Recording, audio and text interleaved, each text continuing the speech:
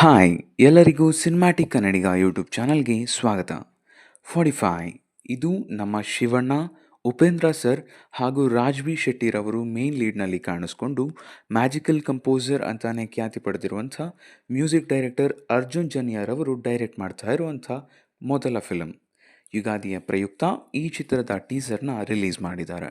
So teaser ಹೇಗಿದೆ, ನನ್ನ ಎಷ್ಟು ಇಂಪ್ರೆಸ್ ಮಾಡ್ತು ಅನ್ನೋದನ್ನೆಲ್ಲ ಈ ವಿಡಿಯೋದಲ್ಲಿ ನೋಡ್ಕೊಂಡು ಬರೋಣ.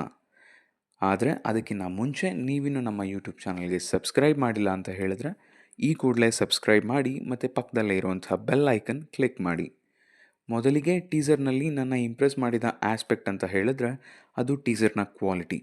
ಏನು ಫ್ರೇಮ್ಸ್ಗಳು ಗುರು, ಅದರಲ್ಲೂ ಕಲರ್ಸ್ ಜೊತೆ ಆಟ ಆಡಿರೋ ರೀತಿಯಂತೂ ಇನ್ನೂ ಅದ್ಭುತ ಅಂತಲೇ ಹೇಳ್ತೀನಿ. ಸೊ ಈ ಫಿಲಮ್ನ ಪ್ರತಿಯೊಂದು ಕಂಟೆಂಟ್ ಆಚೆ ಬಂದಾಗಲೂ ನನ್ನ ಇಂಪ್ರೆಸ್ ಮಾಡೋದು ಇದೇ ಆಸ್ಪೆಕ್ಟ್.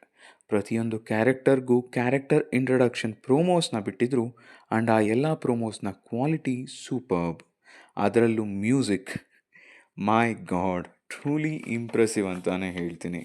ನೀವು ಅರ್ಜುನ್ ಜನ್ಯಾರವರ ಕೆರಿಯರ್ನ ನೋಡ್ಕೊಂಡು ಬಂದರೆ ಯಾವೆಲ್ಲ ಡೈರೆಕ್ಟರ್ಸ್ ಇವರನ್ನು ಕರೆಕ್ಟಾಗಿ ಯುಟಿಲೈಸ್ ಮಾಡ್ಕೊಂಡಿದ್ದಾರೋ ಅವ್ರಿಗೆಲ್ಲ ಒಳ್ಳೆಯ ಔಟ್ಪುಟನ್ನೇ ಕೊಟ್ಟಿದ್ದಾರೆ. ಎಕ್ಸಾಂಪಲ್ಗೆ ಬಜರಂಗಿ ಸೀರೀಸ್ ಮತ್ತು ಶ್ರೀನಿರವರ ಘೋಸ್ಟ್. ಆ ಮ್ಯೂಸಿಕ್ ಟೆಂಪ್ಲೇಟ್ಸ್ನ ಈಗಲೂ ಕಿವಿಯಲ್ಲಿ ಗುಯ್ಗುಡೋ ಅಂಥ ರೀತಿಯಲ್ಲಿ ಕೇಳಿಸ್ಕೊಳ್ತಾನೆ ಬರ್ತಿದ್ದೀವಿ.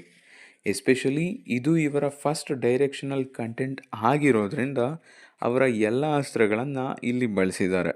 ಈ ಟೀಸರ್ನಲ್ಲೂ ಅದು ಎದ್ದು ಕಾಣುತ್ತೆ. ಮ್ಯೂಸಿಕ್ ತುಂಬಾ ಕ್ಯಾಚಿ ಆಗಿದೆ, ತುಂಬಾ ಹೈ ಪಿಚ್ನಲ್ಲಿ ಇದೆ.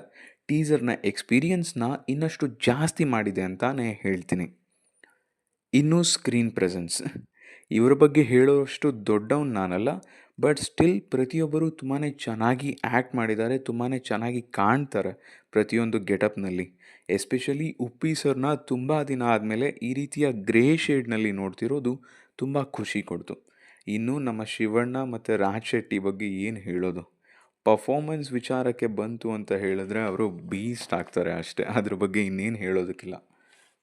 ಇನ್ನು ಟೀಸರ್ನಲ್ಲಿ ಇಷ್ಟ ಆದ ಮೋಸ್ಟ್ ಬಿಗ್ಗೆಸ್ಟ್ ಎಲಿಮೆಂಟ್ ಅಂತ ಹೇಳಿದ್ರೆ ಅದು VFX ಟಾಪ್ ನಾಚ್ ಇದೆ. ಅಂದರೆ VFXನ ರಿಯಲಿಸ್ಟಿಕ್ ಆಗಿ ಬ್ಲೆಂಡ್ ಮಾಡೋಕ್ಕೆ ಹೋಗಿ ತುಂಬ ಜನ ಕೈ ಸುಟ್ಕೊಂಡಿದ್ದಾರೆ. ಆದರೆ ಇಲ್ಲಿ ಅದನ್ನು ಆ್ಯನಿಮೇಟೆಡ್ ಆಗಿನೇ ಇಟ್ಟು ಕ್ವಾಲಿಟಿನ ಇಮೆನ್ಸ್ ಮಾಡಿದ್ದಾರೆ and that looks absolutely superb. ಇದರಿಂದ ನಮಗೆ ಸ್ಯಾಟಿಸ್ಫ್ಯಾಕ್ಷನ್ ಕೂಡ ಸಿಗುತ್ತೆ ಆ್ಯಂಡ್ ಇಲ್ಲಿ ಹಾಫ್ ಬೇಕ್ಡ್ ಪ್ರಾಡಕ್ಟ್ನ ಕೊಡ್ತಾ ಇದ್ದಾರೆ ಅನ್ನೋಂಥ ಒಪಿನಿಯನ್ಸ್ ಕೂಡ ಕ್ರಿಯೇಟ್ ಆಗೋದಿಲ್ಲ. ಸೊ ಇದೊಂದು ಒಳ್ಳೆಯ ಮೂವ್ ಅಂತಾನೆ ಹೇಳ್ತೀನಿ. ಇನ್ನು ಸ್ಟೋರಿ ವಿಚಾರಕ್ಕೆ ಬರೋದಾದರೆ ಇಲ್ಲಿ ಅಷ್ಟರ ಮಟ್ಟಿಗೆ ಏನನ್ನ ರಿವೀಲ್ ಮಾಡಿಲ್ಲ, ಬಟ್ ನನಗನ್ಸಿದ್ದು ಏನಂತ ಹೇಳಿದ್ರೆ ಇಲ್ಲಿ 3 ರೀತಿಯಾಗಿ ಎಲ್ಲದನ್ನು ಡಿವೈಡ್ ಮಾಡಿದ್ದಾರೆ. ಶಿವಣ್ಣರವರನ್ನು ದೇವರಾಗಿ ಪ್ರೆಸೆಂಟ್ ಮಾಡ್ತಿದ್ದಾರೆ, ಮತ್ತು ಉಪೇಂದ್ರರವರನ್ನು ಯಮನ ರೀತಿಯಲ್ಲಿ ಅಂದರೆ ಒಬ್ಬ ದಾನವನಾಗಿ ಪ್ರೆಸೆಂಟ್ ಮಾಡ್ತಿದ್ದಾರೆ, ಮತ್ತು ರಾಜ್ಬಿ ಶೆಟ್ಟಿರವರನ್ನು ಒಂದು ಹ್ಯೂಮನ್ ಆಗಿ ರೆಪ್ರೆಸೆಂಟ್ ಮಾಡ್ತಿದ್ದಾರೆ. ಇದರ ಮಧ್ಯದಲ್ಲಿ ಟೀಸರ್ನಲ್ಲಿ ಒಂದು ಆ್ಯನಿಮೇಟೆಡ್ ಕ್ಯಾರೆಕ್ಟರ್ ಒಂದು ಡೈಲಾಗನ್ನು ಹೇಳುತ್ತೆ.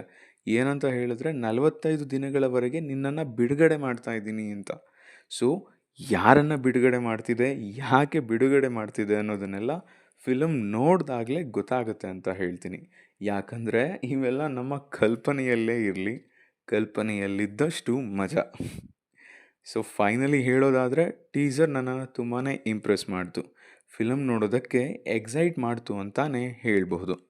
ಸೊ ಟೀಸರ್ನ ನೀವು ಆಲ್ರೆಡಿ ನೋಡಿದರೆ ಟೀಸರ್ ನಿಮಗೆ ಯಾವ ಎಕ್ಸ್ಪೀರಿಯನ್ಸ್ನ ಕೊಡ್ತು ಮತ್ತು ನಿಮಗೆ ಯಾವ ರೀತಿಯ ಒಪಿನಿಯನ್ಸ್ ಕ್ರಿಯೇಟ್ ಆಯಿತು ಅನ್ನೋದನ್ನೆಲ್ಲ ಕೆಳಗಡೆ ಕಾಮೆಂಟ್ ಮಾಡಿ ತಿಳಿಸಿ. ಕಾಮೆಂಟ್ ಓದೋದಕ್ಕೆ ನಾನು ಕಾಯ್ತಾ ಇರ್ತೀನಿ ಅಂತ ಹೇಳ್ತಾ ಮತ್ತೆ ಮುಂದಿನ ವಿಡಿಯೋದಲ್ಲಿ ಸಿಗ್ತೀನಿ. ಅಲ್ಲಿಯವರೆಗೂ ನಮಸ್ಕಾರ.